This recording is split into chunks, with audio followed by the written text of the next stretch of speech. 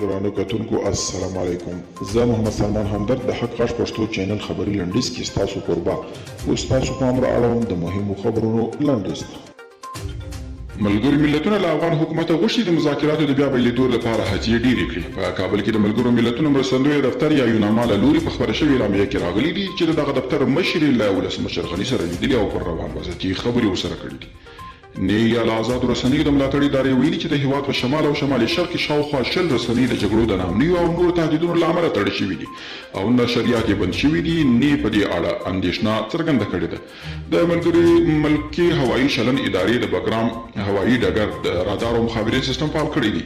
دا سیستم چې د اوس ملاتړ د وتلو مخه غیر فعال شوی د ملکي هوایي چلن ادارې تخنیکي ټیم لخوا یو ځل بیا فعال کړل شوی دی او د بګرام هوایي ډګر او حامد کرزي نړیوال هوایي ډګر د الوتکو د لارښود لپاره کارول کیږي. یوه فلیپیني پوځي الوتکه له 15 سوربلیو سره د یاد هېواد په جنوبي برخه کې غورځېدلې ده. په دې اړه یو نظامي چارواکي ویلي تر دې مهاله د الوتکې د غورځېدو له سیمې څخه 40 تنه ژغورل شوي دي او د نورو سپرلیو په اړه پلټنې روانې دي او خلیلزاد وایي د ملیشو په جوړېدو سره مذاکرات نور هم پیچلي کیږي.